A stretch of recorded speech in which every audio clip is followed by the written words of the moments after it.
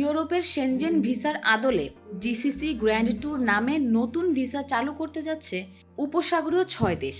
এগুলো হলো সংযুক্ত আরব আমিরাত, ওমান, কাতার, সৌদি আরব, বাহরাইন এবং কুয়েত।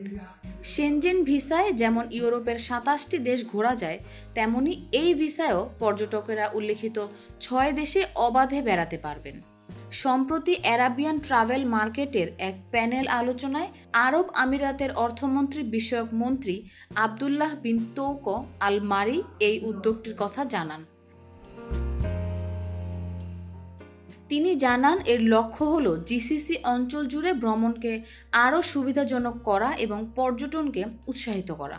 ভ্রমণ সংক্রান্ত সেবাদানকারী সংস্থা ট্রাভেজির সহযোগী নির্বাহী আনাস আনানে এই ভিসা সম্পর্কে জানান, একটি দেশের জন্য ফ্লাইট ও দর্শনীয় স্থান ঘুরে দেখতে জনপ্রতি 1500 দিরহাম থেকে ভ্রমণ প্যাকেজ শুরু হবে।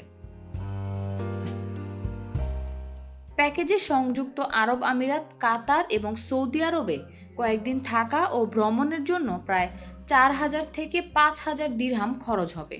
এই খরচে রাত্রিযাপন সহ ফ্লাইট, হোটেল, যাতায়াত এবং ভ্রমণ সব খরচ অন্তর্ভুক্ত থাকবে।